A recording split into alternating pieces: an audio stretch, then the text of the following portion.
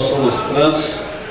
Quero cumprimentar a todos com a paz do Senhor Jesus Cristo. Amém. E dizer da minha satisfação em poder estar convosco nessa oportunidade, nesse simpósio, para juntos glorificarmos o nome do Senhor e aprendermos do Espírito Santo, que é o nosso mestre, é o nosso guia. Estou trazendo as saudações da eleita do Senhor, ali na abençoada cidade de Tucuruí, aonde pela misericórdia do Senhor estamos ali há 27 anos, dando glórias a Deus com aqueles irmãos, ganhando as almas para o Senhor Jesus. E Deus tem sido benéfico para conosco, misericordioso para conosco. E os irmãos, quando eu falei que vinha para cá, principalmente os obreiros, pastor, leve uma saudação lá para o pastor Luiz França, que glória a Deus, tem cadeira cativa ali naquela igreja. Aquela igreja ama o pastor Luiz França. Todas as vezes que foi lá conosco, foi uma bênção de Deus. Amém? Glória a Deus. Cumprimentar o pastor Luiz França, sua digna esposa, Manúcia, a família, esse abençoado ministério. Glorifico a Deus pela vida de vocês. Já estive aqui umas 2 vezes, estivemos ministrando uma convenção, foi momentos prazerosos na presença do Senhor Jesus. Amém? Glória a Deus. E hoje nós temos aqui um material maravilhoso que nós vamos usar, que é o nosso livro. Todos já possuem o livro? Amém. A declaração de fé. Nós vamos trabalhar na página 110 sobre a salvação. Amém? Amém. Glória a Deus. Eu gostaria de ler um versículo da palavra do Senhor. Vamos ler enquanto estamos de pé. Esse versículo está aqui no livro de Tito, capítulo 2, no versículo 11, muito conhecido. Diz assim: porquanto a graça de Deus se manifestou salvadora a todos os homens. Amém? Porquanto a graça de Deus se manifestou salvadora a todos os homens. Amém? Nós vamos falar um pouco sobre a salvação, vamos falar da justificação. Hoje nós vamos discutir alguma coisa sobre salvação. Amém? Eu não sei se os irmãos estão notando que as palestras, eu acredito que os outros companheiros nossos que estão vindo, eles estão conversando com vocês, porque o nosso assunto aqui não é um assunto de pregação, mas é um assunto assim da gente discutir, pensar, analisar, tirar as dúvidas, porque o assunto é muito profundo. Glória a Deus. É muito profundo. O pastor me deu duas temáticas, mas eu vejo que essa temática aqui, uma semana só ela, entendeu, seria muito pouco tempo para estudar, porque salvação é o texto de toda a Bíblia. Gênesis e Apocalipse, você vai estudar sobre isso, principalmente quando a gente pensa nessas coisas grandes de Deus. Vamos orar. Glória a Deus, aleluia. Espírito Santo, Deus de misericórdia, eu te louvo e te agradeço por este momento. Jesus, o Nazareno. Porque nós estamos aqui, Senhor, para a glória do nome do Senhor Jesus. Ai de nós, se não fosse a tua agora, palavra. Pai querido e santo, quando nós vamos estudar a tua palavra, eu te louvo e agradeço neste momento pela vida dos teus filhos, Pai querido. Nos ajuda, nos orienta, nos dá graça. Espírito Santo, toma a primazia aqui, que possamos entender melhor, Senhor, o plano salvífico sobre a salvação, sobre a conversão, sobre a justificação, sobre a regeneração, sobre a santificação e sobre a glorificação. Pai, nos faz entender essas coisas no nome de Jesus. Amém. Na página 111, 110, né? Pegue a sua apostila, o seu livro, capítulo 10, sobre salvação. Vamos ler juntos essa parte aqui?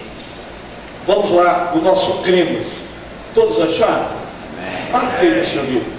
Cremos, professamos e ensinamos que a salvação é o livramento do poder da maldição do pecado e a restituição do homem à plena comunhão com Deus. A todos que confessam a Jesus Cristo como seu único Salvador pessoal, precedidos do perdão divino.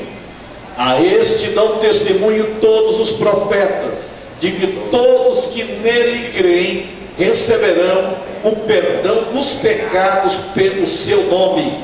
Atos 10:43.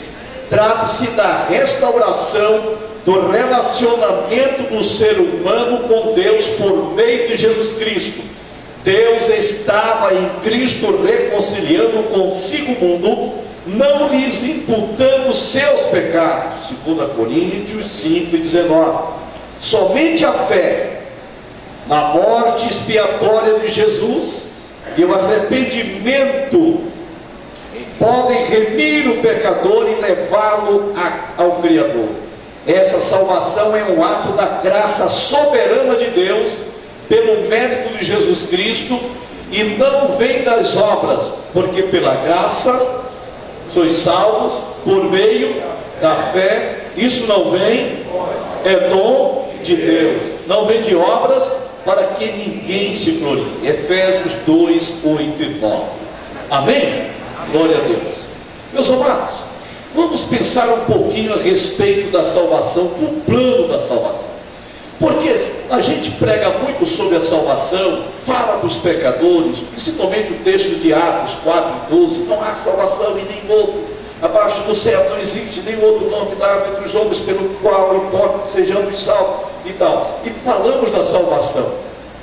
Na pregação, nós sempre mostramos: Jesus é o Salvador, Ele te salva, abre teu coração e tal. Pregamos sobre o filho pródigo se arrependendo e se confessando e voltando à casa paterna. Falamos bastante da salvação. Agora eu gostaria de falar um pouquinho para vocês do plano da salvação, partindo do princípio da eternidade. Como surgiu isso? Por que nós falamos de salvação? Por que tão grande salvação? Então é algo muito especial. Por isso que eu digo que a salvação é algo que a gente precisa ter mais tempo para parar, analisar e discutir algumas coisas importantes que fazem parte da salvação. Quando nós olhamos para a salvação, nós vemos que é um ato de Deus. Isaías fala que não há outro Deus, o próprio Senhor Deus dizendo: eu sou o Senhor, o Deus, o Criador e o Salvador, e não existe ninguém além de mim. Então esse Deus, Criador e Salvador, esse Elohim, esse Deus poderoso, Ele foi que criou essa salvação. Por isso que a salvação é de Deus. Por isso que aqui fala da graça de Deus. Que graça de Deus é diferente de graça de Jesus. Primeiramente, a graça de Deus. E essa graça de Deus, esse favor de Deus, fez com que Jesus Cristo entrasse nesse projeto salvífico de Deus. E aí vem a graça de nosso Senhor Jesus Cristo, que é o favor gratuito de Deus para a salvação. Amém? Então analisemos comigo como funciona na eternidade. Como funciona a eternidade? Os irmãos sabem que Deus está na eternidade, mas que alguém me controla no horário. Agora que eu estou marcando aqui, me tem 5, então o senhor me avisa, ok? Então preste bem atenção, amados. Vamos pensar um pouquinho na eternidade, nesse Deus criador de todas as coisas, nesse Deus que está na plenitude, no Kairos, enquanto nós estamos no Cronos, no tempo.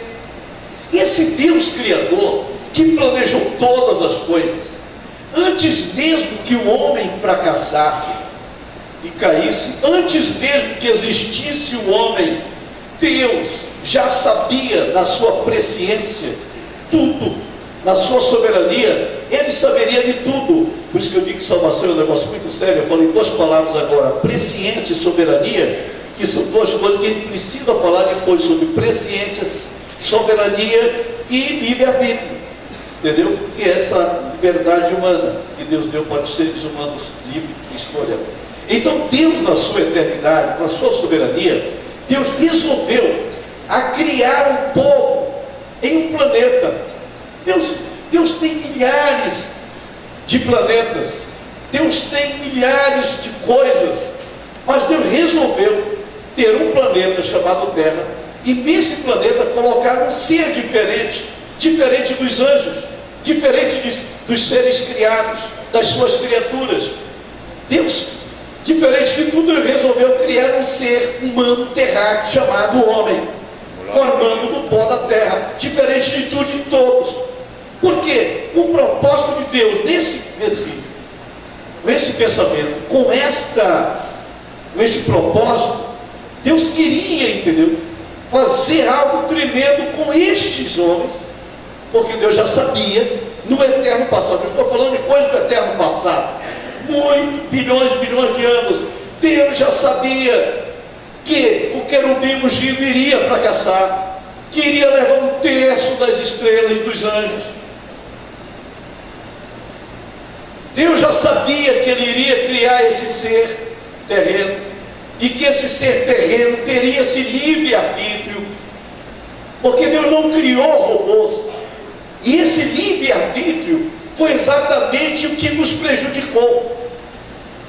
Por isso que hoje nós temos na eternidade os anjos eleitos, anjos que depois da queda, eles resolveram chegar e dizer: Deus, agora nós não queremos esse livre-arbítrio, nós queremos que faça a tua vontade na nossa vida, porque os anjos também tinham o seu livre-arbítrio, e Deus colocou como anjos eleitos.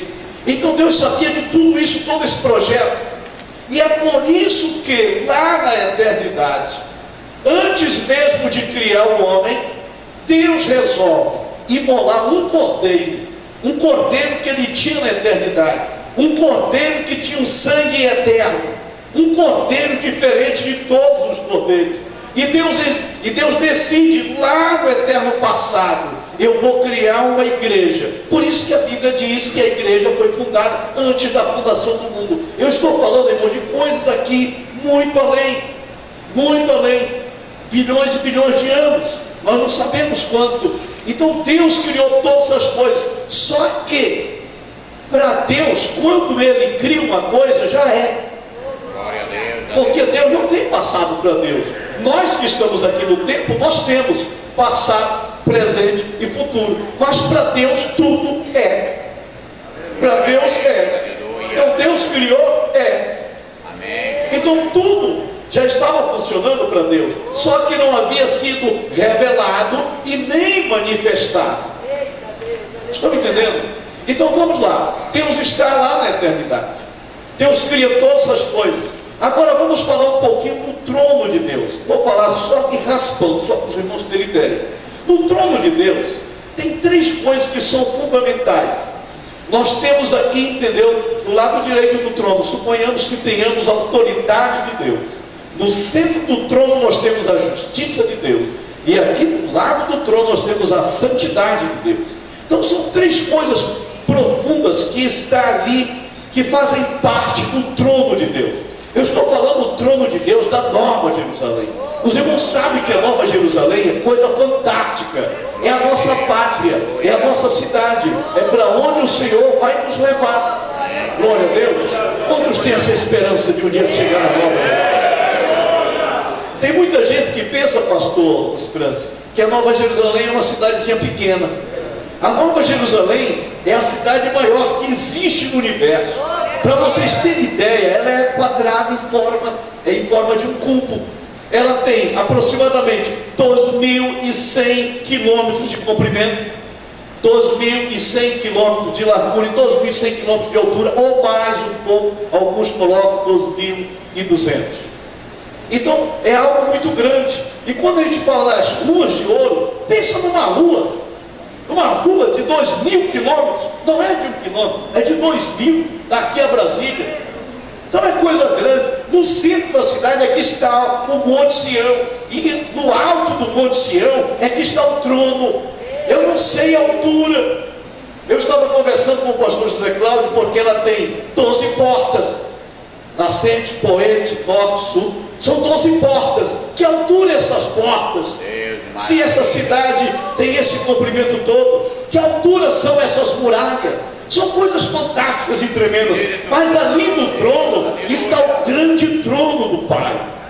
Em volta do trono estão os 4 querubins da glória. que são também, segundo Ezequiel, capítulo 1, são coisas tremendas, magníficas, extraordinárias. São os querubins, roda dentro de rodas, a glória de Deus. Então, coisa tremenda. E à frente estão os 24 tronos, dos 24 anciãos.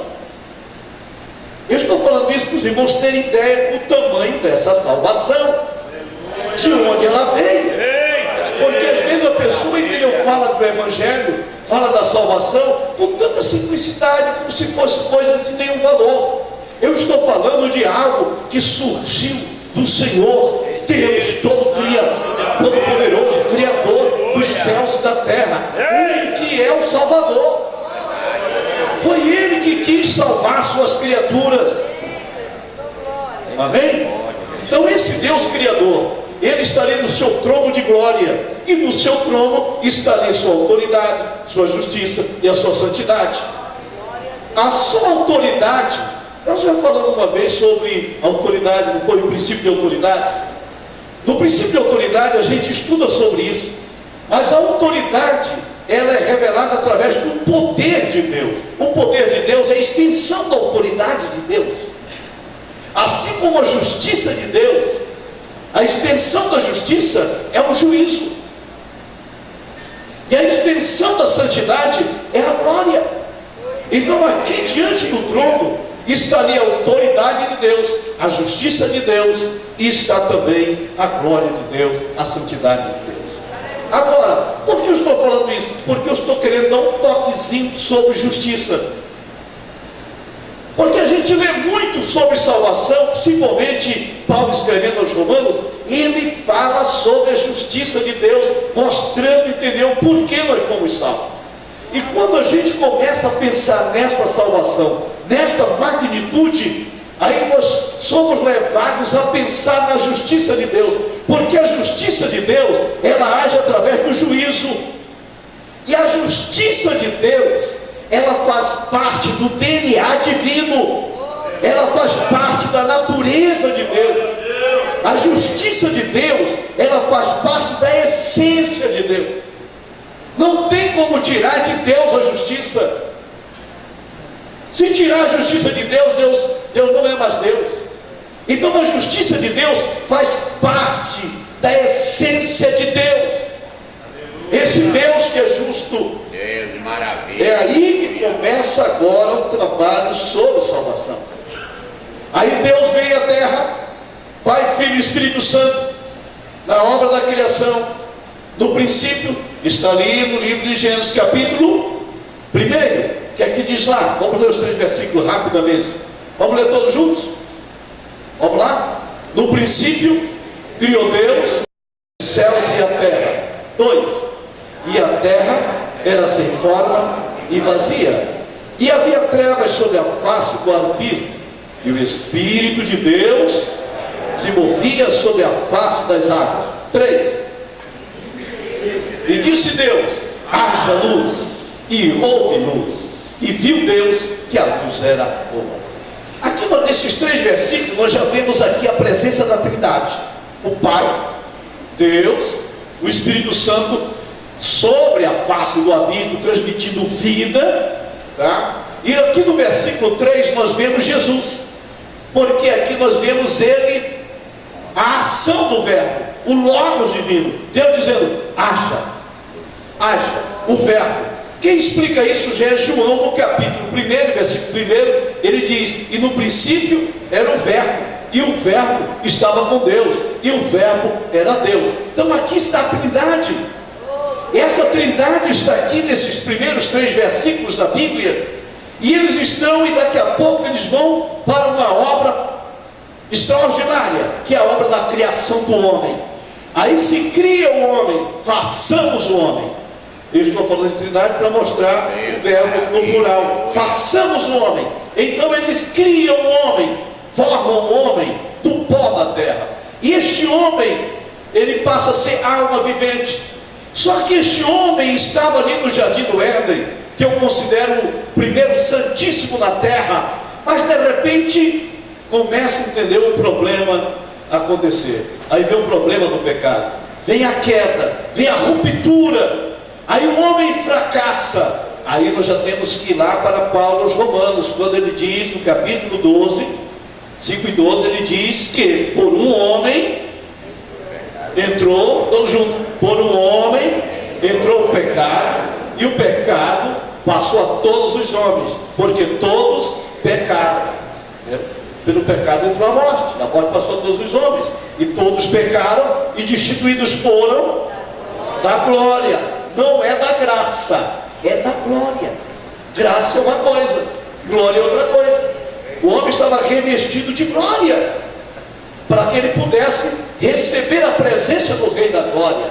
Deus vinha todos os dias conversar com eles. A presença de Deus era sentida ali. Então a glória de Deus estava ali. Mas este homem fracassa. E quando este homem fracassa, então o pecado passa para toda a raça humana. Aqui está o grande problema da queda do homem. O pecado passou para toda a raça humana, porque todos pecaram e estão destituídos da glória de Deus. O pecado, ele passou para toda a raça humana. E agora, como salvar este homem? Ou como salvar essa humanidade? Como aparecer um Salvador para essa humanidade? Todos os homens que vieram, cada um tinha o seu fracasso. Você pode dizer, mas Abraão, patriarca da fé, mas teve seu fracasso, já não dava para ser o Salvador. E o Moisés, grande legislador, mas também teve o seu fracasso, já não dava para ser o Salvador. Josué, grande guerreiro, mas também não dava para ser o Salvador. Davi, segundo o coração de Deus, mas também não dava para ser o Salvador. E agora a reunião acontece na eternidade. Quem há de ir por nós? Quem enviarei? Agora a pergunta ecoa na eternidade. Precisamos de um Salvador, precisamos de alguém. Aí que entra a justiça de Deus. A justiça de Deus entra aqui de uma maneira tremenda. A justiça de Deus, que não se coaduna com o pecado, nem passa a mão na cabeça de ninguém, agora precisa ter alguém para poder ser o Salvador. Aí nós não encontrávamos, ou não foi encontrado na terra, a Bíblia diz que nenhum justo sequer se achou. Mas o problema estava causado, o pecado estava se evoluindo. E é quando a gente olha essa situação do pecado, vamos abrir um pouquinho a Bíblia, aqui no livro de Romanos. Nós precisamos abrir a Bíblia. Vamos no livro de Romanos. Isso aqui é muito forte, irmão. Eu estou pegando aqui para os irmãos entenderem como foi que nós chegarmos nessa tão grande salvação que o Senhor nos concedeu. Aqui no capítulo de número 5, veja o versículo 12. Vamos ler o versículo 12. Eu gostaria que os irmãos lessem comigo. Versículo 12 de capítulo 5 de Romanos diz assim: pelo que por um homem entrou o pecado no mundo, Adão, e pelo pecado a morte, e assim também a morte passou a todos os homens, por isso que todos pecaram. Versículo 13: porque até a lei estava o pecado no mundo, mas o pecado não é imputado, não havendo lei.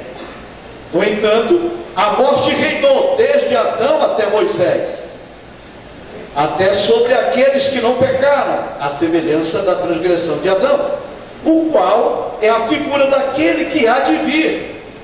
Mas não é assim o dom gratuito como a ofensa, porque se pela ofensa de um morreram muitos, muito mais a graça de Deus e o dom pela graça, que é um só, que de um só homem, Jesus Cristo, abundou sobre muitos. E não foi assim o dom como a ofensa, por um só que pecou, porque o juízo veio de uma só ofensa. Esse juízo aqui, que eu falei agora, ele é a ação da justiça de Deus. Amém? Veio sobre uma só ofensa, na verdade, para condenação. Mas o dom gratuito veio de muitas ofensas para justificação. Porque se pela ofensa de um só a morte reinou por esse, muito mais os que recebem a abundância da graça e do dom da justiça reinarão em vida por um só, Jesus Cristo.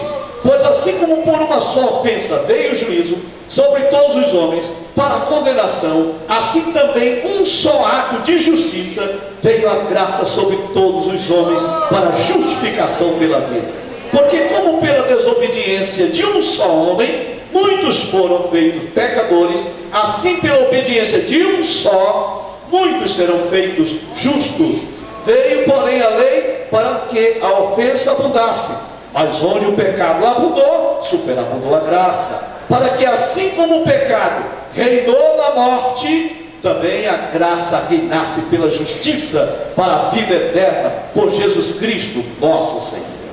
Amém? Aqui nós temos 3 momentos. Nós temos um momento em que não tem a lei mosaica de Adão até Moisés. Temos um momento que aparece a lei mosaica, o decálogo de Moisés até Cristo. E temos um momento que aparece a lei do Evangelho, a graça que é de Jesus Cristo até os nossos dias. Então são 3 momentos que você tem na história da humanidade. Não me esqueça que aqui ele diz assim, esse versículo, muita gente me pergunta, pastor, como é esse versículo? No entanto a morte reinou desde Adão até Moisés. Como é que a morte reinou? A morte neste período que a morte reinou, porque a lei aqui, meus amados, era a lei da consciência. A lei da consciência. Então a lei da consciência que funcionava nesse período. E na lei da consciência, então a morte, não existia uma lei moral, aonde dissesse, adultério é pecado, matar é pecado. Não existia ainda a lei moral, existia somente a lei da consciência. Então isso fez com que a morte reinasse desde Adão até Moisés, porque não tinha lei dizendo que era pecado, e a morte então vinha só matando. Mas quando chega agora o decálogo que Deus dá lei, então a morte agora, ela já sabe que tinha o seu limite. E como a morte não entendeu que havia um limite para ela, o que aconteceu? Ela matou, continuou matando, e matou o justo. E quando a morte matou o justo, ela passou a ser o quê? Agora uma regra. Então por isso que durante a grande tribulação, a morte vai ser presa, prisão preventiva. E Deus teve que criar a segunda morte, para que lá no juízo final tivesse aonde lançar esta morte que pegou. Deu para entender isso? Santo é o Senhor. Ao Senhor seja glória. Mas vamos aqui. Vamos Romanos capítulo 3, versículo 25. Romanos capítulo 3, versículo 25. Olha o que diz a palavra de Deus. Ao qual Deus propôs para propiciação pela fé no seu sangue, para demonstrar sua justiça pela remissão dos pecados dantes cometidos sob a paciência de Deus. Está falando o preço que Jesus vai pagar da justiça daqueles que morreram naquele tempo, entendeu? Sem ter ainda a lei, tá? Para demonstração da sua justiça neste tempo presente, para que ele seja justo e justificador daquele que tem fé em Jesus Cristo. Amém? Glória a Deus. É muito importante esse texto, muito importante a gente ver este assunto que realmente está falando a respeito desta graça maravilhosa do Senhor Jesus. Agora eu gostaria que vocês pensassem um pouquinho comigo a respeito dessa justiça. Então, o problema já está criado. A humanidade toda está debaixo da maldição do pecado. Todos os pecados destituídos estão da glória de Deus. O mundo está caótico. E agora, precisa de alguém que traga a solução. Precisa de alguém que traga a solução para o problema da humanidade. Porque cada um ia se desviando no seu próprio caminho. E agora, quem seria o Salvador? Como seria essa salvação? como salvar essa gente? Não tem como dar jeitinho, porque a justiça de Deus tem um juízo. Não tem para onde correr. É aqui que aparece a obra de Cristo. É aqui que aparece a obra de Cristo. Quando nós falamos sobre a obra de Cristo, esse conjunto de coisas que a gente chama a obra de Cristo, exatamente a obra de Cristo, que são 8 pontos, que se os irmãos quiserem anotar é muito importante. A obra de Cristo envolve 8 pontos, que são exatamente as exigências da justiça de Deus, para que se começasse a resolver o problema da salvação. Número 1, primeiro ponto, foi um homem que pecou, então a justiça diz, tem que ser um homem também, que tem que ser o Salvador. Bem, este homem que trouxe essa tragédia toda na história da humanidade, este homem, ele trouxe o quê? Maldição na terra. Esse homem trouxe vários problemas seríssimos, como doenças, enfermidades, morte. Então este homem que vai ser o Salvador, ele tem que ser homem, ele tem que curar os que o pecado adoeceu, ele tem que ressuscitar os que morreram. A justiça está dizendo, quer ser o Salvador, tem que resolver o problema, todos os problemas que causaram com a queda do homem, problemas na área psicológica, espiritual, moral, física, financeira, tem que trazer solução. Aí vem a obra de Cristo. Aí o primeiro ponto, cadê este homem? E Deus olha dos céus e a terra, não vê nenhum justo sequer. Aí Deus então, como tinha projetado no eterno passado, já tinha imolado o cordeiro eterno. Ele imolou um cordeiro eterno. Aqui é um negócio muito complicado, pastor presidente, o que eu vou falar agora, porque eu estou falando de um cordeiro eterno que foi imolado antes da fundação do mundo. E esse cordeiro eterno tinha um sangue eterno. Um sangue eterno,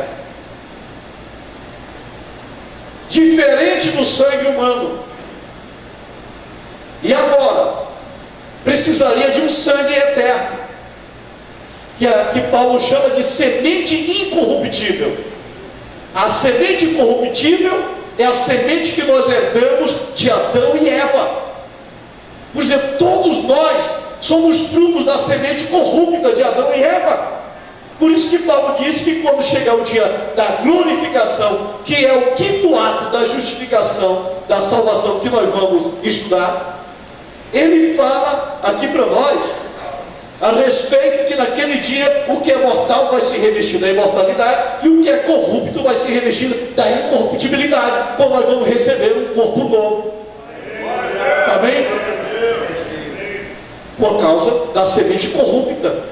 Mas quando nós aceitamos a Cristo, nós recebemos a semente incorruptível na regeneração. É por isso que Paulo dizia, Cristo está sendo gerado dentro de vocês. Então dentro de nós, cada dia Cristo está crescendo, está sendo gerado. E cada dia o mundo olha para nós e vê que está vendo uma mudança, que é Cristo sendo gerado dentro de cada um de nós, da semente incorruptível. Mas agora, precisava de ter um ser com sangue, e um sangue perfeito, que não fosse sangue de animais, que não fosse sangue nem de homem, nem de mulher, tinha que ser sangue de Deus. Pastor, você falou uma heresia, sangue de Deus, Deus é Espírito, como é que Deus tem sangue? Deus não tem sangue em si, mas no seu poder, Ele tem, lá no céu, esse do cordeiro que Ele imolou antes da fundação do mundo. Porque Ele imolou esse cordeiro? Porque Ele sabia que ia precisar de um sangue precioso, diferente dos demais sangues. Aí quando o homem peca, que ele chega lá para restaurar o homem, lá no Jardim do Éden, semente da mulher vai nascer um que vai esmagar a cabeça de Satanás. Mas aqui ele diz da semente da mulher. E todos nós sabemos, a ciência critica muito a Bíblia sobre isso, porque sabe que mulher não tem sêmen, a mulher não tem semente, a semente é do varão. Mas Deus ali estava dando um drible em Satanás. É por isso que, vindo a plenitude dos tempos, Deus envia o seu filho, nascido de mulher, nascido sob a lei. E é por isso que nós vemos lá no Dr. Lucas ele dizendo para Maria: eis que sobre ti vai vir a sombra do Altíssimo. O Espírito Santo vai te envolver e vai colocar dentro de você este sangue, sangue poderoso, esse sangue diferente, esse sangue incorruptível, este sangue que não tem mancha de pecado, este sangue que é um sangue perfeito. Por isso que quando ele derramou o sangue, a terra estremeceu ao sentir o sangue. O sol escureceu, as rochas se fenderam, o poder deste sangue. E é com este sangue que ele abriu um vivo e novo caminho, segundo o escritor dos Hebreus diz. E ele abriu um vivo e novo caminho quando ele sobe além do véu. Véu significa o seu corpo que foi rasgado, e abriu agora este caminho. Por isso que eu e você chegamos na presença dele, por esta avenida que ele fez com o seu sangue, aonde não existe demônio que impeça a oração de um crente, de um servo fiel, porque você entra através do sangue do Cordeiro. Bem, mas vamos lá na justiça.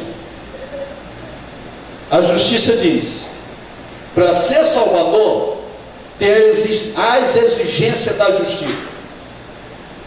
As exigências da justiça, elas têm que ser cumpridas. Temos que cumprir todas as exigências da justiça. Temos que cumprir. E aí, então, aparece o filho dizendo: Pai, eis-me aqui. Eis-me aqui. Pai, eis-me aqui. E ele diz: então, meu filho, você tem disposição de ir à terra? Olha a exigência da justiça. Número 1, encarnação. O verbo tem que ser. Você tem que ser homem. Você tem que ser um homem perfeito, diferente do Adão. Homem perfeito. Você tem que ter um ministério na terra. 3, você tem que sofrer o desprezo. 4, você tem que ser sacrificado para este sangue ser derramado. 5, você tem que sofrer o sofrimento e o escárnio do Calvário. 6, você tem que morrer. 7, ressuscitar. 8, ser assunto ao céu, ser ascensão. Deus, que maravilha. Topa, e o filho aceitou o desafio.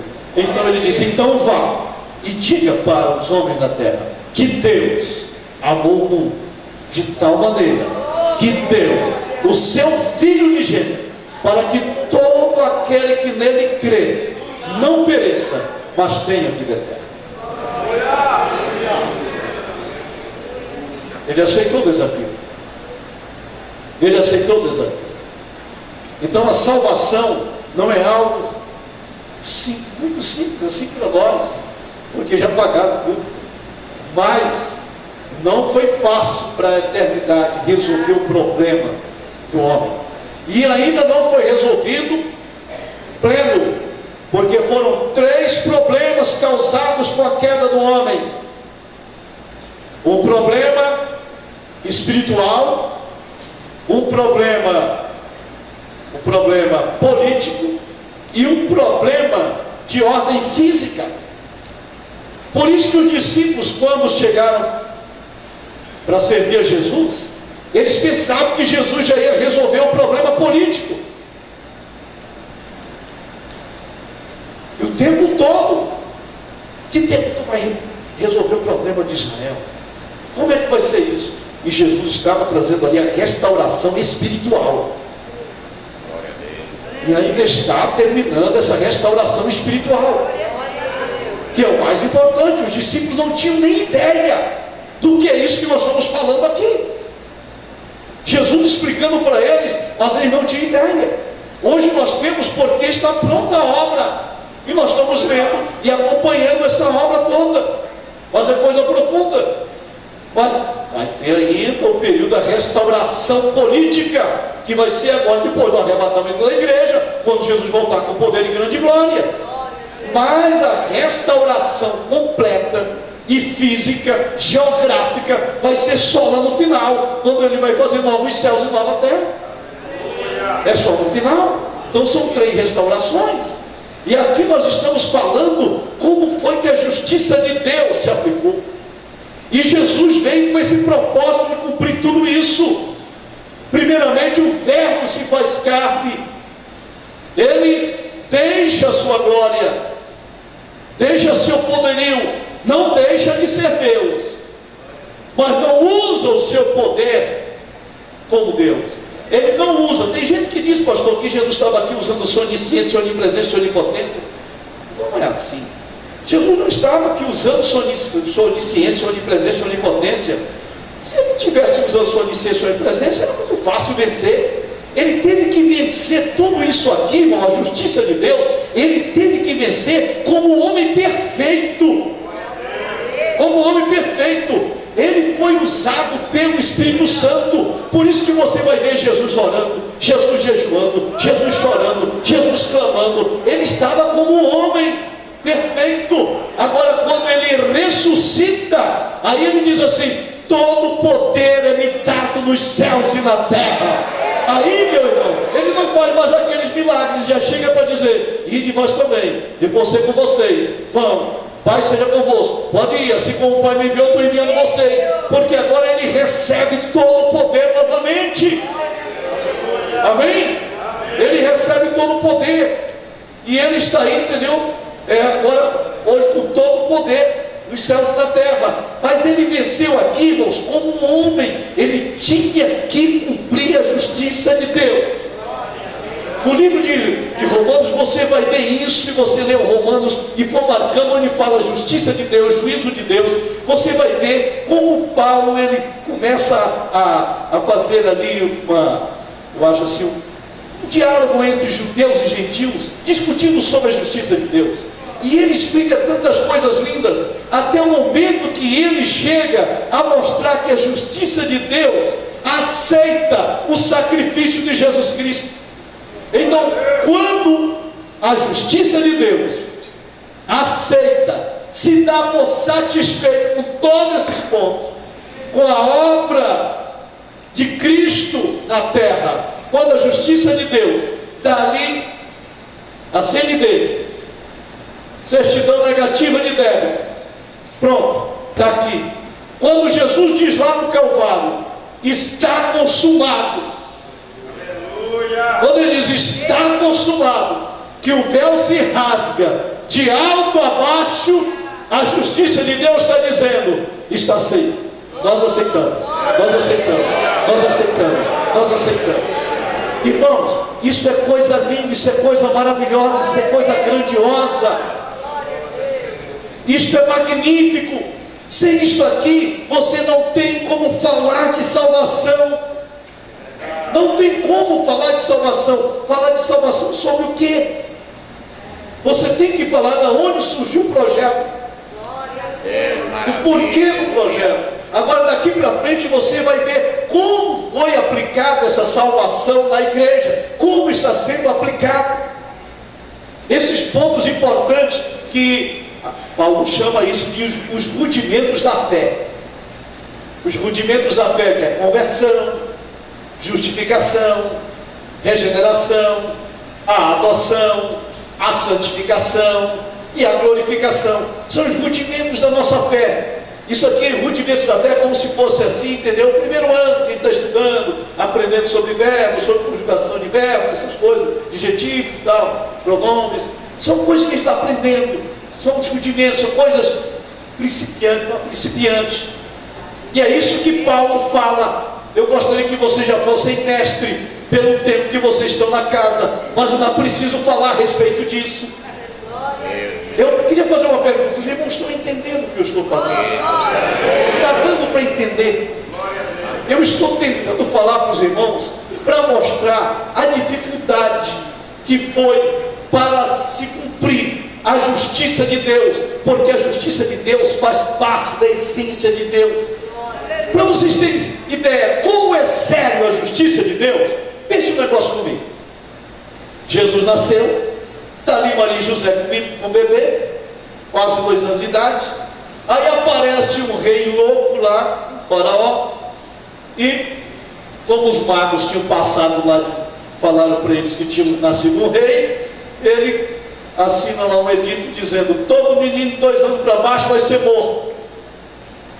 Bem, se Satanás está usando o rei para matar todas as crianças, aonde está o menino Jesus?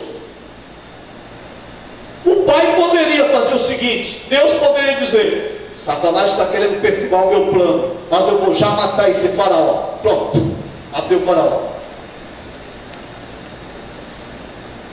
Aí Deus não seria justo.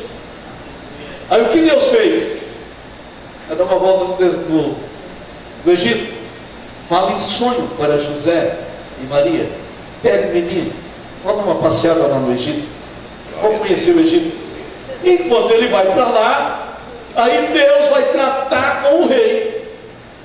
Aí o que aconteceu? O rei estava sendo usado por Satanás.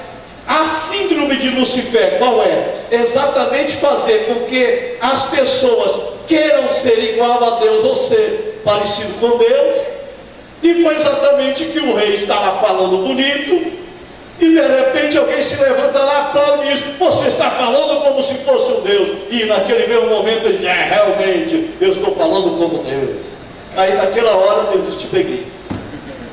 Aí os bichinhos que já estavam no estômago dele, as vermes só fizeram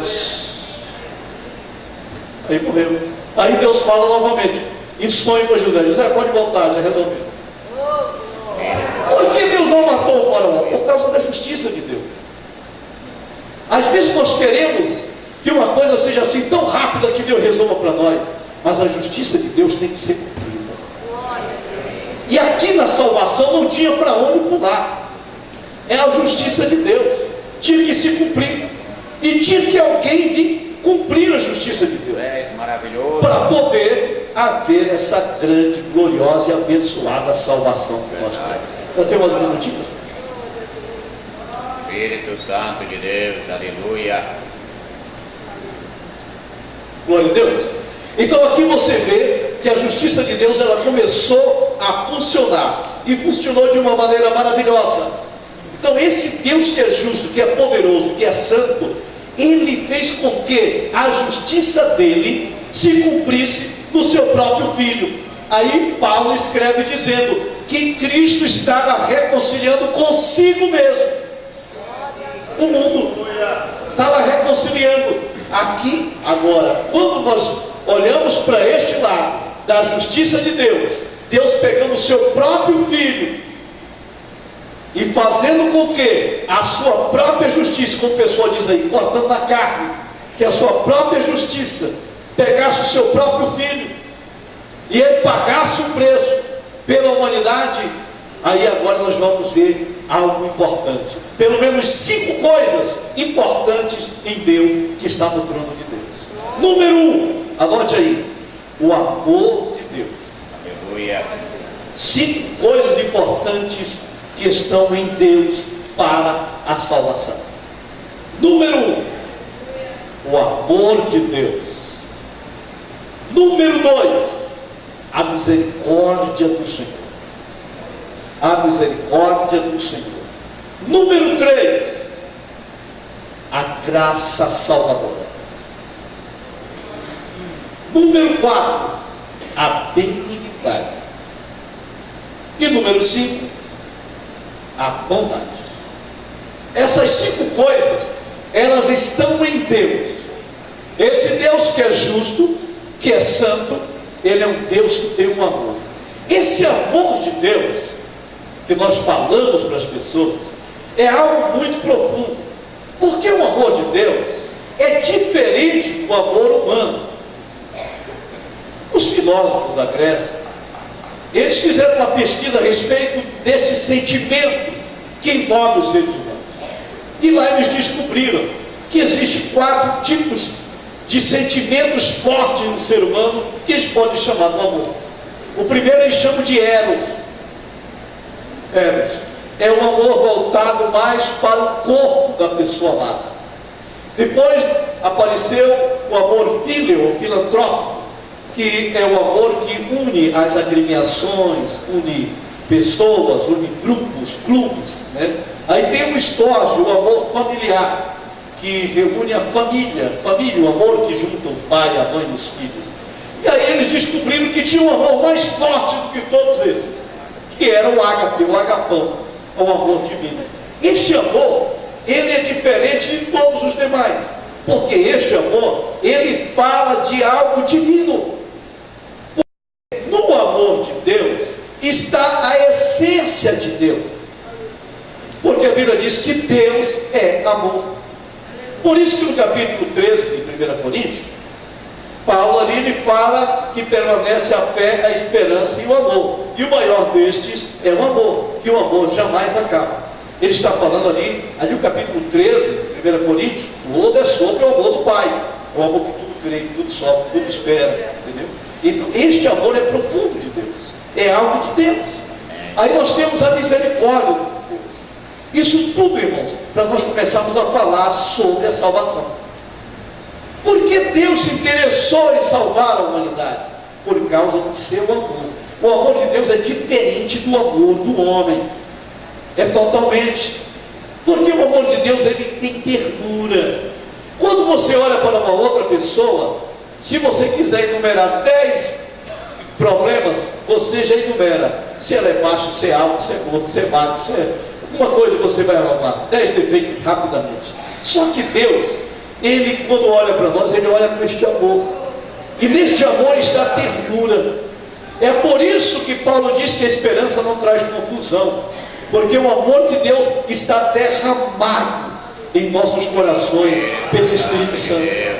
Então o verdadeiro amor para os casais serem abençoados, um cristão, um casal cristão, é para eles viverem todo o tempo em felicidade. Como um casal cristão pode viver em felicidade? Se eles buscarem o Espírito Santo para encher o coração deles do amor do Pai, eles vão viver neste amor, porque é um amor, irmãos, que tudo sofre, que tudo crê, que tudo espera. É um amor que quer servir. A bronca que os outros tipos de amores que existem aí, um quer ser servido pelo outro. Não, tu que tem que me servir. Um quer que o outro seja capaz dele. E já nesse amor, não, eu quero te servir. Eu tenho o prazer de te servir. Eu estou servindo a minha esposa há 36 anos, vamos fazer 37 anos que eu estou servindo-a. Não é coisa linda, não é coisa maravilhosa ter o prazer de servir alguém, né? E às vezes ela diz, não, eu que quero lhe servir. Não, mas eu que quero lhe servir. Mas nós buscamos o amor do Pai.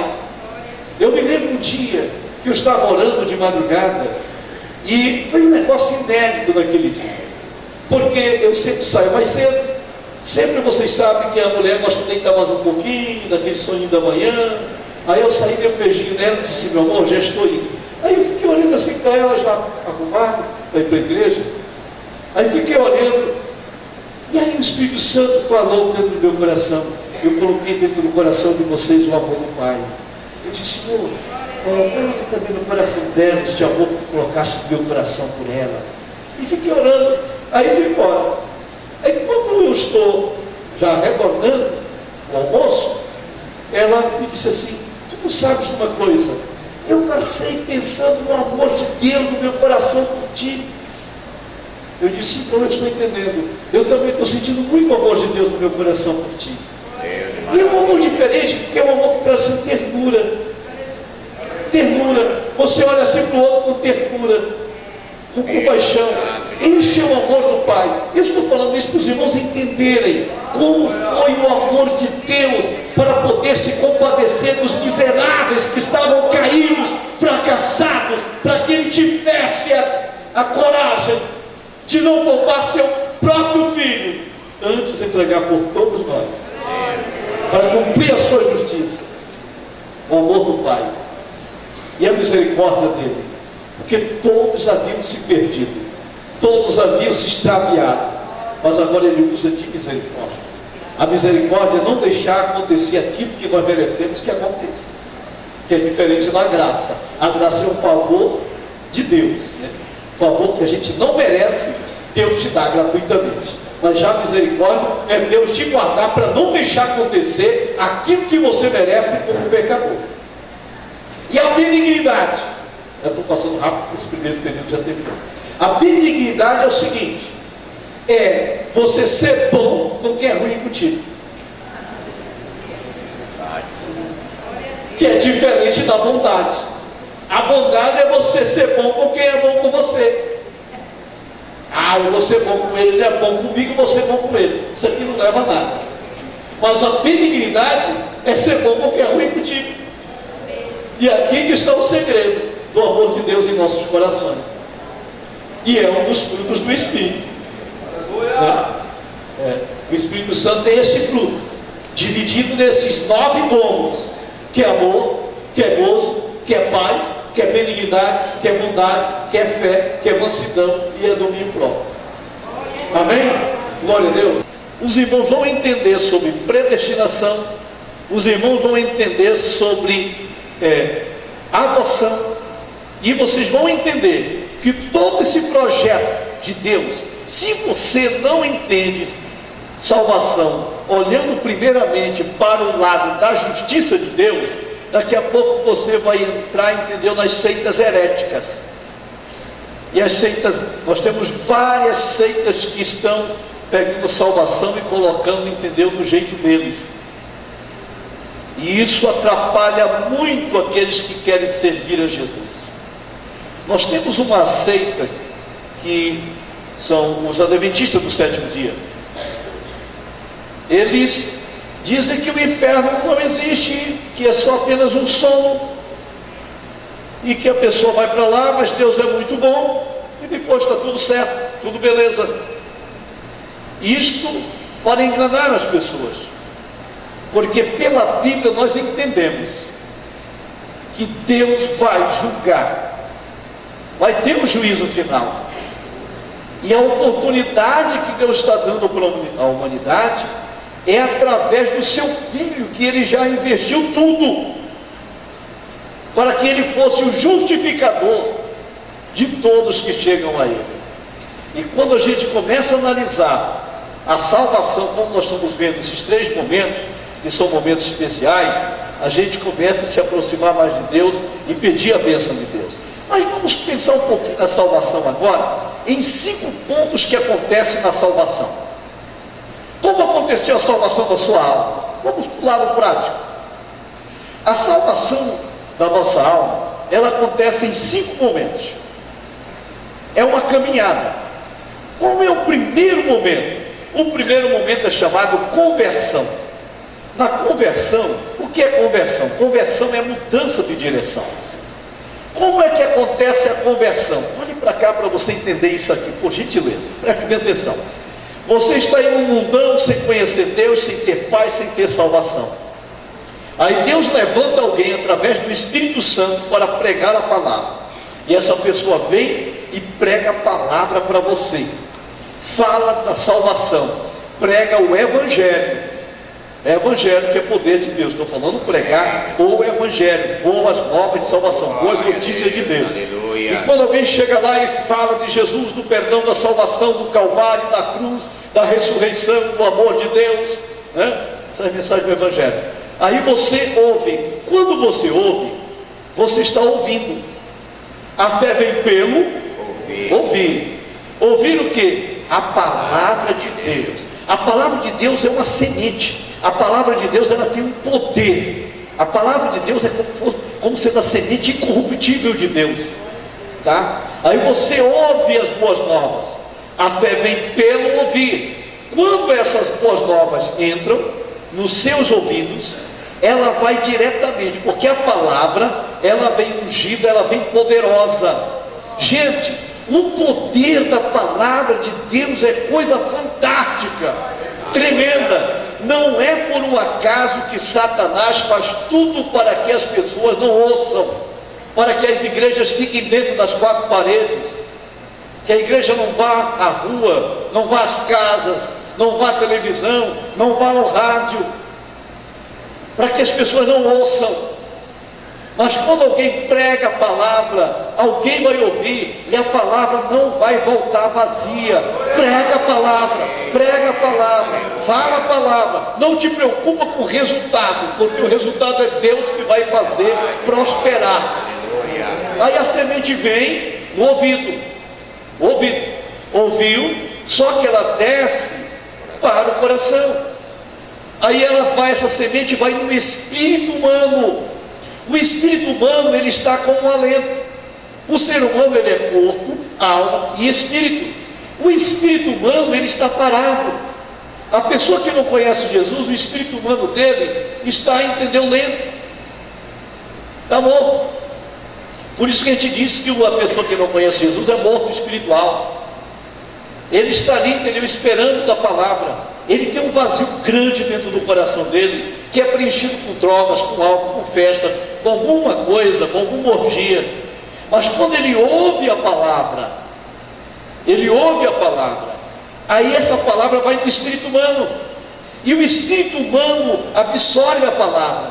Quando o espírito humano absorve a palavra, ele começa a ter vida.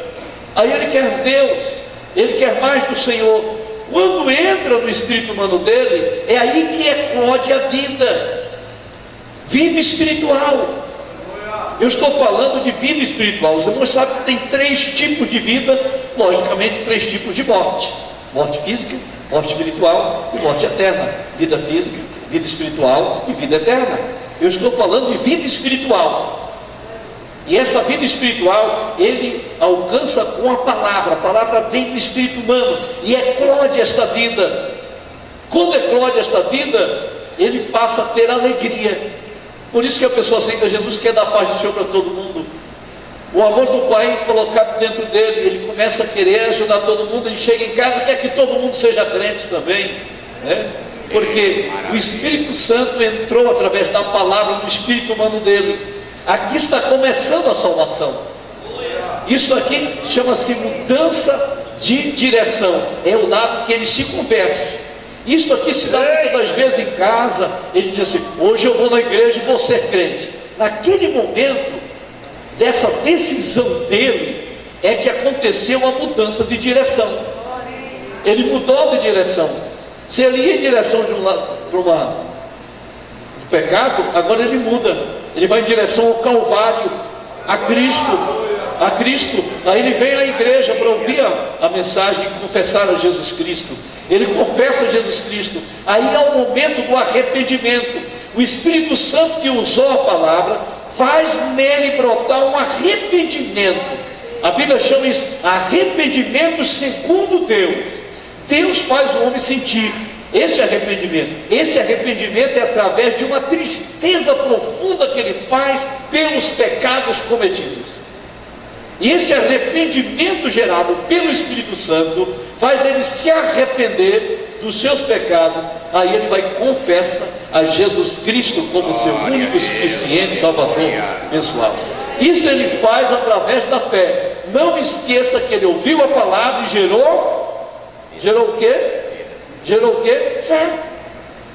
A fé vem pelo ouvir. Sem fé é impossível agradar a Deus. A única coisa que Deus quer encontrar dentro do ser humano para salvá-lo é fé.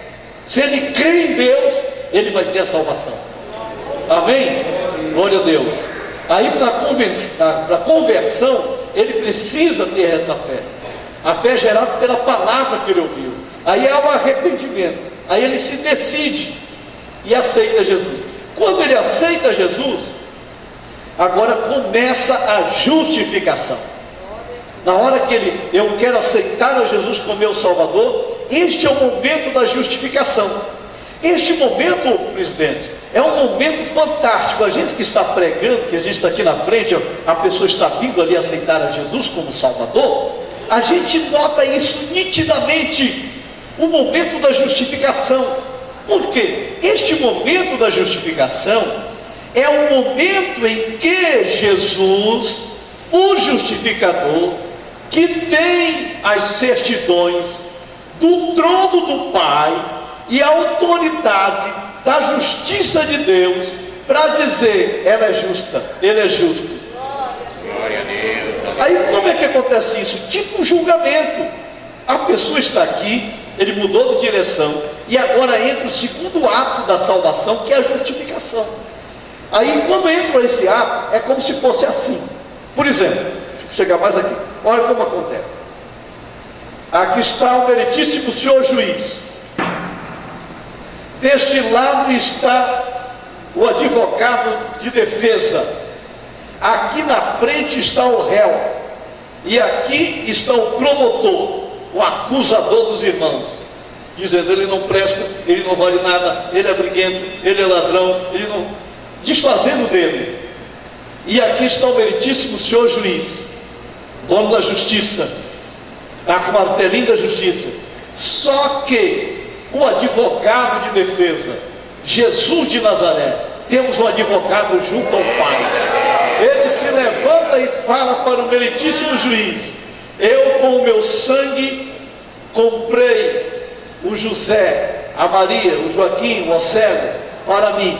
Olha agora para mim, meritíssimo juiz, esse réu que está aí agora sou eu, porque ele me aceitou, ele acreditou, ele confessou que eu sou Espírito Santo. Eu sou Aleluia. o Salvador dele, eu sou o Senhor dele, eu sou o justificador dele.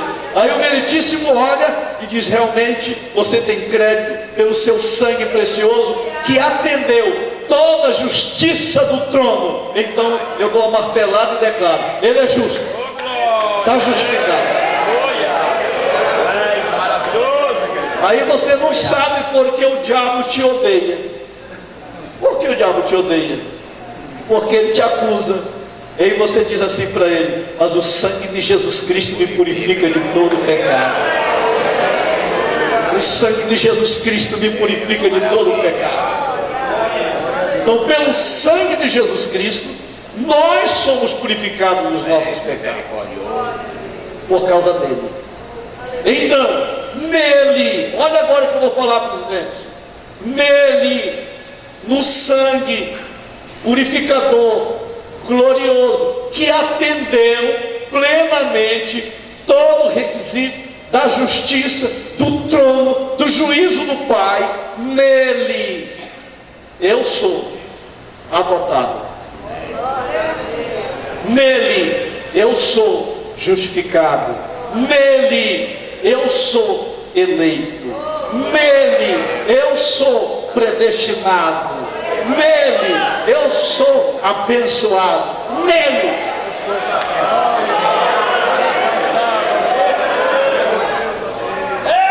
Aí João me explica.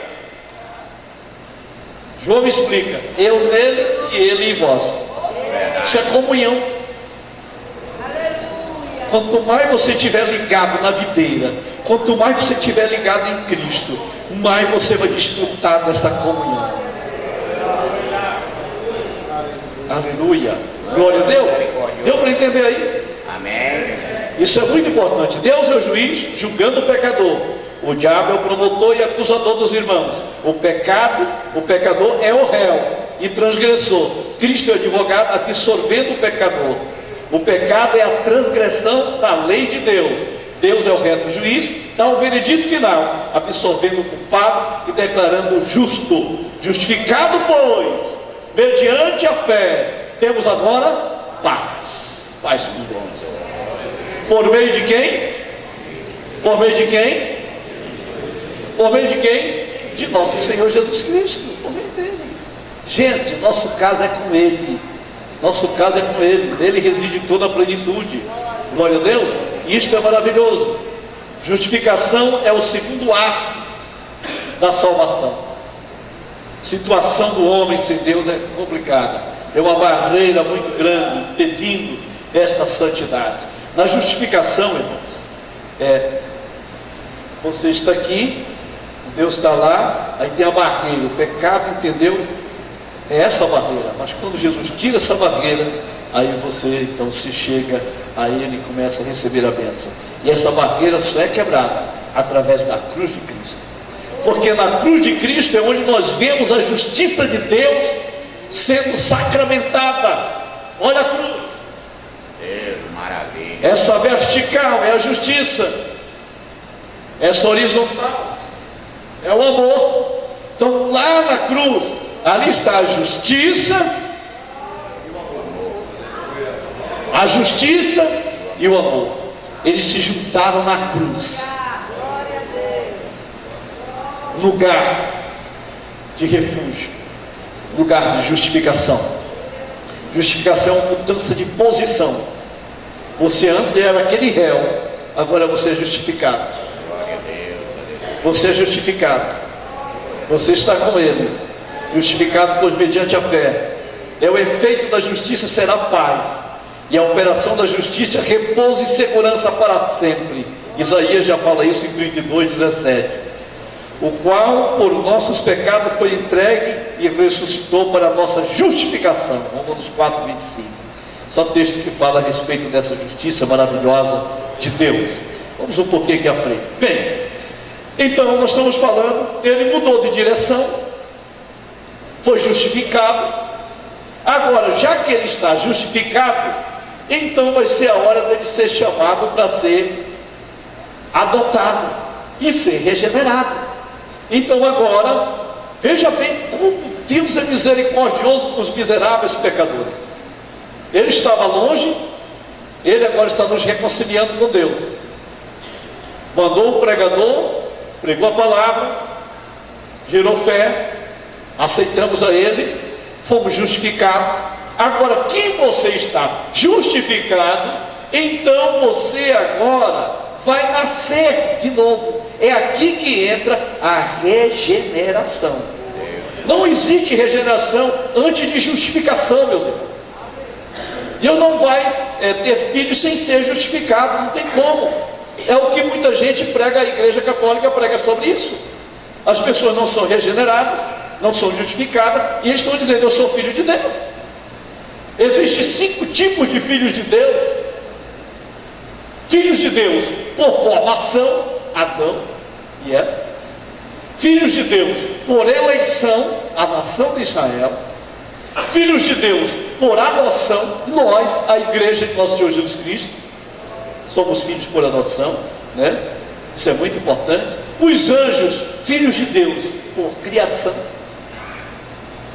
E Jesus, de Deus por geração. Quer dizer, essa geração não é dizendo assim, entendeu? Que, como muita gente fala aí, né? Essa geração, Jesus que é gerado do Pai, quer dizer da mesma essência. É da mesma essência, da mesma substância. Amém? É isso que quer dizer essa geração, por geração. Então aqui nós vemos que ele fala dessa regeneração. Então essa regeneração, por que regeneração? Porque você já foi gerado pelo seu pai, pela sua mãe. Mas agora, como você é uma pessoa de Deus, foi justificado, então vai nascer em você uma nova criatura, uma nova pessoa. Você vai ser uma nova pessoa. Eu glorifico a Deus pela vida de Nicodemos. O capítulo 3 do livro de São João. Se esse Nicodemos não fosse lá conversar com Jesus de noite, nós não tínhamos esse ensinamento tão maravilhoso e tão especificado como nós temos no capítulo 3 de São João. Ele chega de noite lá com Jesus: eu sei que tu és mestre, vem da parte de Deus, ninguém faz os sinais que tu faz se Deus não for com ele e tal. Aí Jesus olha para ele e entrega exatamente a mensagem da regeneração. É necessário nascer de novo. Nicodemos deu um parafuso. Como, Senhor? Aí ele faz uma pergunta bem idiota: Senhor, desculpe aí, mas Esse negócio eu nunca ouvi falar de novo nascimento. Nascer de novo? Como isso vai acontecer? Nascer de novo? Por um acaso eu teria que voltar ao ventre materno e nascer a segunda vez? Aí Jesus, eu acredito que deve ter dado até uma sorrido. Oh, Nicodemus, tu és príncipe de Israel, sabe de tantas coisas. O que é nascido da carne é carne, e o que é nascido do Espírito é Espírito. Não te admires de eu te dizer, você precisa nascer de novo, nascer da água e nascer do Espírito. A água que é da palavra, você tem que nascer da palavra, você tem que nascer do Espírito Santo. Amém? Então, veja bem, Jesus está falando aqui do novo nascimento. Esse novo nascimento é nascer de Deus. A pessoa precisa passar por esse estágio. Como eu estava dizendo, a gente vê nitidamente as pessoas que vêm aceitar Jesus quando eles são justificados. Na hora que ele levanta aí, a gente nota que o semblante dele já mudou. Ele está feliz. Tem uns que não são, a gente ora aqui por ele, volta do mesmo jeito. Mas aqueles que são, a gente vê que realmente houve uma mudança na vida deles. A regeneração é a obra sobrenatural, instantânea de Deus, que concede nova vida ao pecador quando aceita Jesus Cristo como seu Salvador. Regeneração é um novo nascimento, e este novo nascimento só acontece depois da justificação, porque a justificação, meus irmãos, é quando a pessoa chega no pé da cruz, que ele deixa os seus pecados, que ele se arrepende, ele é justificado, recebe o veredicto de Deus da justificação pela fé em Cristo Jesus. Aí agora ele vai receber a regeneração. Isto é algo instantâneo do Espírito Santo dentro da vida dele. Ele começa a entender a sua nova vida. Por isso que a gente diz que o novo convertido é um bebê espiritual, precisa de cuidados, é uma nova pessoa em Cristo Jesus. Amém? Regeneração é obra sobrenatural, instantânea de Deus, que concede nova vida ao pecador quando aceita Jesus como seu Salvador. É o novo nascimento, é o nascer do alto, é nascer de Deus, é ser gerado de novo. O homem é um ser regenerável, e só Jesus é o regenerador. Isto não acontece com anjos, só com seres humanos. Só seres humanos que Deus regenera. O homem é um ser regenerável e só Jesus é o regenerador. Por esse motivo, ele falou a Nicodemos: se alguém não nascer de novo, não pode ver o reino de Deus. Porque no reino de Deus tem que ser nova pessoa. É aqui que acontece, nessa regeneração, a entrada do Espírito Santo. É neste momento que o Espírito Santo, a pessoa já decidiu aceitar Cristo, já foi justificado, e agora o Espírito Santo entra para fazer o processo da regeneração na vida dele. Isso é instantâneo, isso é imediato. A pessoa sente a presença de Deus, sente alegria. Isto vem em forma de uma alegria. Por isso que nós perguntamos: como é que está o fulano e tal que aceitou Jesus? Ah, irmão, está alegre. Ah, irmão, está alegre. Quer dizer, ele é um bebê espiritual que está feliz. Ele nasceu para Deus, mas ele precisa ter cuidados. É aqui que nós temos que entrar como igreja, com aquele trabalho do discipulado, aquelas lições do discipulado, preparando a pessoa, uma chuquinha lá com ele saber do amor de Deus, da graça de Deus, da misericórdia de Deus, saber que agora ele é nova pessoa, que tem que orar, que tem que ler a Bíblia, tem que ensinar ele a cantar os hinos. É aqui que a igreja entra com um papel maravilhoso nesse berçário, cuidando dessa nova pessoa. Ele está feliz, mas se não tiver quem cuide deste bebê, ele vai morrer, ou então alguém aí fora vai adotá-lo. Eu me lembrei agora, nós ganhamos umas almas, e aí estou ali, aquela luta, ganhando aquelas almas lá, pastor, aquelas pregações maravilhosas, e o povo vindo com aquela felicidade, né? E aí eu vi, entendeu, o pessoal de outras igrejas lá perto dos que estavam lá, e eu falei para os companheiros: olha, fica esperto aí, entendeu, que tem piranha no meio do nosso. Já tinha o pessoal lá já rebanhando os nossos, que a gente estava ganhando lá, eles já estavam na frente, trabalhando, nós estávamos o dia inteiro, evangelizando, fazendo lado social e levando as pessoas. Na hora que está pegando, a gente tinha outras igrejas lá para levar o pessoal. Então, neste momento, se a gente não tiver cuidado, outros levam. E pior, alguns morrem porque não teve cuidado espiritual. Jesus respondeu: quem não nascer da água e do Espírito não pode ver o reino de Deus. Amém? Glória a Deus. Isto é maravilhoso. Isto é muito maravilhoso. A regeneração. Então ele está sendo regenerado. Já que ele é regenerado, aí o Espírito Santo entra neste momento da regeneração dele e coloca nele a adoção. Ele agora passa a ser filho por adoção. Amém? E é esse filho por adoção que agora ele pode chamar pai, o querido papai, né? Querido pai. Aí ele já começa a conversar com o pai como filho, porque ele foi gerado. Amém? Glória a Deus. Aqui é a regeneração. Vamos para frente.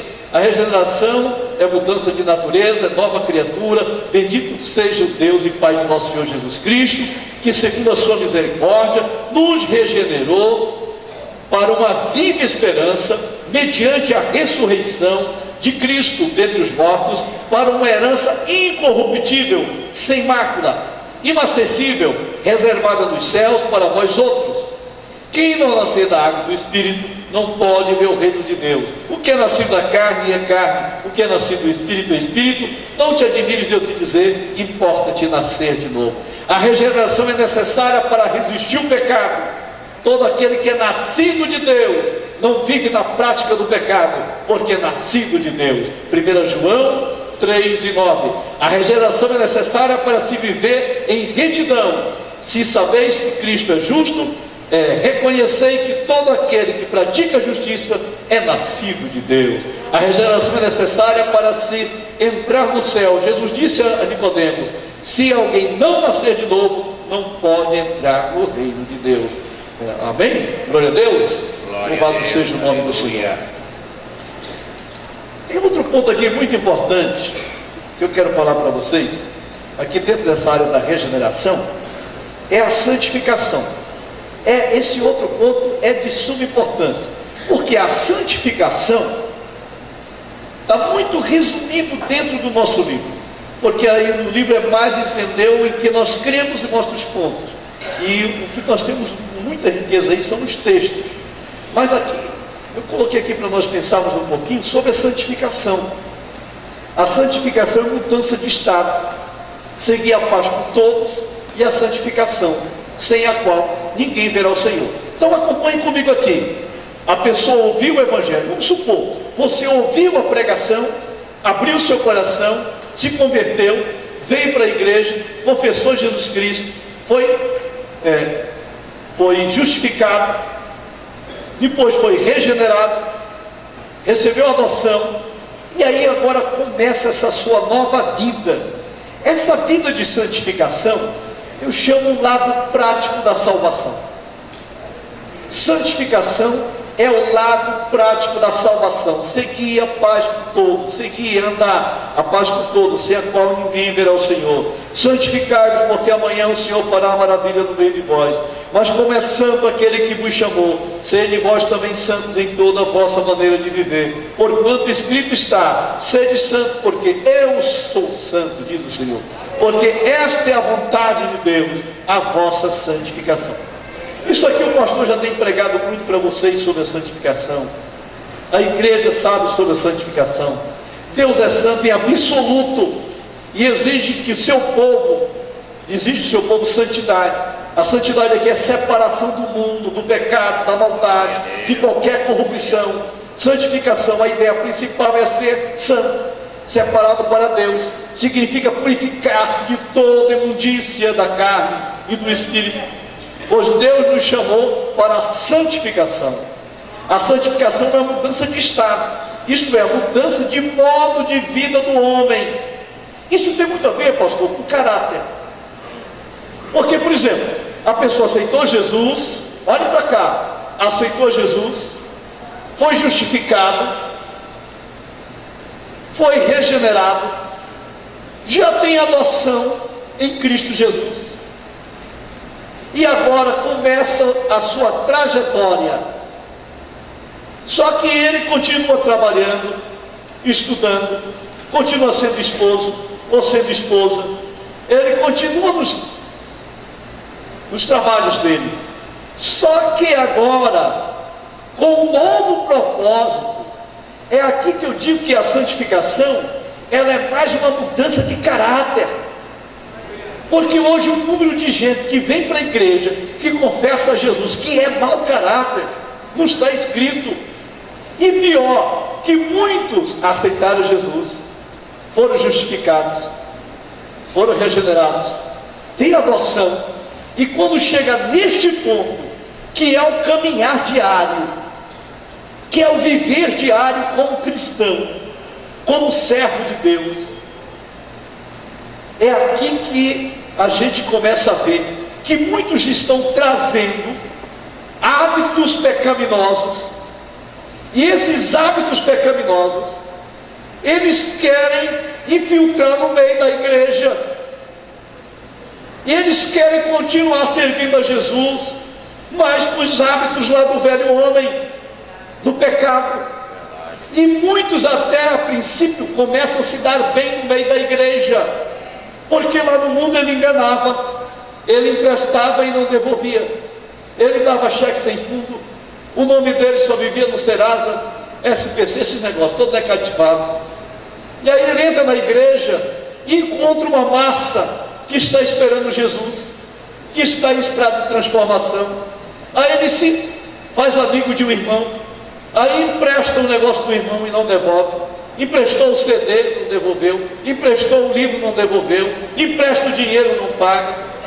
E aí a coisa ele vai indo assim, porque ele trouxe um hábito lá do mundo, do pecado. E quando chegou na igreja, Jesus o salvou, perdoou, mas quando chega na hora de ele arrancar, dele caminhar, dele mostrar esta vida cristã, sadia, abençoada, honesta, de caráter, de cristão, de homem e mulher de Deus, aí ele fracassa.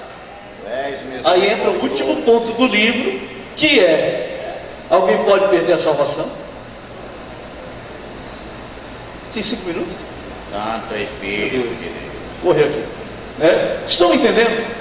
Então, esse lado da santificação, por isso que o pastor sempre prega: olha a santificação, santificação dos homens, santificação da mulher, santificação dos adolescentes, santificação do ministério, e fica falando sobre a santificação, sobre essa coisa linda, que é para ver se as pessoas entendem que o propósito de Deus, porque a palavra do Senhor diz assim: segui a paz com todo e a santificação, sem a qual ninguém verá o Senhor. Por quê? Porque o Senhor é santo. Ele já foi justificado, ele já tem acesso a essa graça, ele já tem comunhão com Deus, ele pode orar, ele pode glorificar, ele pode pregar a palavra. Mas chega no lado da santificação, ele se enrola todo, ele se atrapalha todo. Pula esse pedaço daí. Espírito Santo de Deus. 4 pontos fundamentais da santificação. Número 1. O primeiro é a separação. Separado para uma obra especial, santo. Não nos adunamos com o pecado. Você é nova criatura em Cristo Jesus. Para de querer trazer aqueles hábitos do pecado do mundo para dentro da igreja. Não funciona. Você vai enganar você mesmo. Eita Jesus, o Nazareno. Segundo, é a dedicação. Santificação é dedicação, é viver o hábito de desenvolver a santificação, é viver em santidade. Procura viver em santidade, meu irmão. Te liberta, vigia, sai fora do pecado, não deixa o pecado te contaminar, principalmente o pecado, que agora o diabo é tão sagaz, que nesses últimos dias, ele abriu tantas portas malignas, que a pessoa não precisa sair de casa para se desviar e ir para o inferno. Basta ele colocar lá uma televisão e entrar na internet e começar a entender, entrar em filmes pornográficos, tudo que não presta, que ele não precisa nem sair da casa dele e ir direto para o inferno. E pecar e ficar um crente frio e vazio. Terrível. Esse dia eu tive que atender um obreiro, eu fiquei preocupado. Obreiro, diácono, servindo ao Senhor Jesus, mas ele passava horas na frente da televisão, começou a clicar lá esses filmes pornográficos, e daqui a pouco ele estava, entendeu, se masturbando na frente daquele negócio lá. Que situação terrível, teve que ser disciplinado. A mulher dele e os filhos ficaram todos revoltados. Uma coisa terrível, porque esse pecado é um pecado terrível, o pecado de quem começa a se envolver com esse tipo de filmes pornográficos. Tem canais na televisão que são só de pornografia. Não dá para você.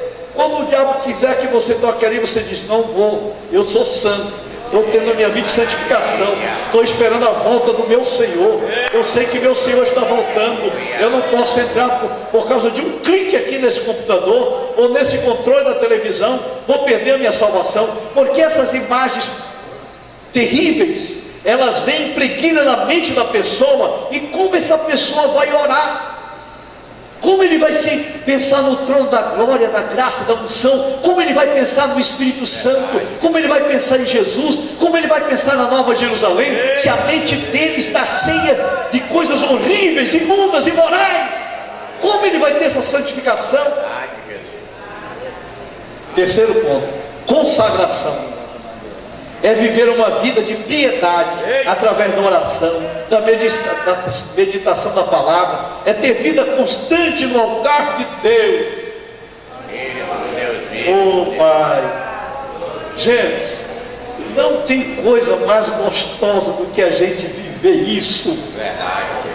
Pastor, como é que eu faço? Muito simples, começa de madrugada. Oh Jesus, tira a madrugada, te acorda 5 da manhã, 4 horas, tira para te orar, conversa com Jesus, começa agradecendo a Ele, depois dizendo quem Ele é, depois diga para Ele quem você é. Verdade, Deus.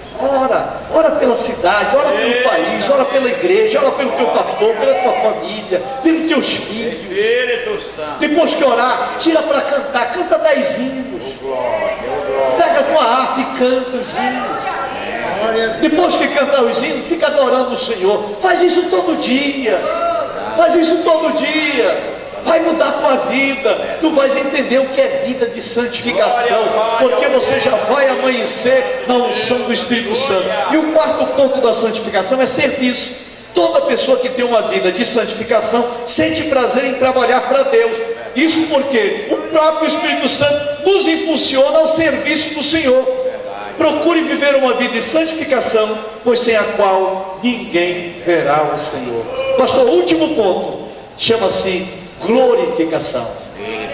O que é a glorificação?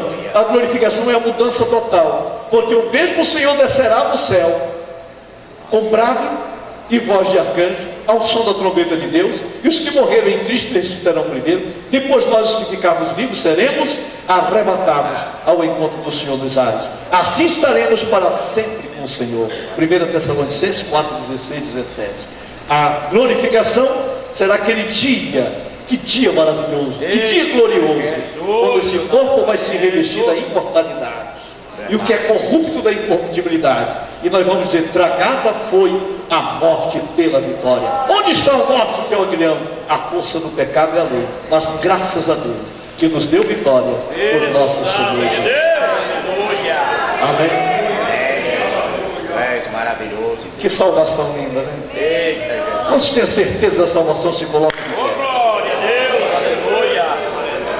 Quantos têm a certeza da salvação? Quantos têm certeza da salvação? Levante a mão e diga: eu tenho certeza da minha salvação, porque Jesus Cristo me justificou, me perdoou, Ele cumpriu a justiça de Deus e me libertou. Amém? Glória a Deus. Muito obrigado, presidente.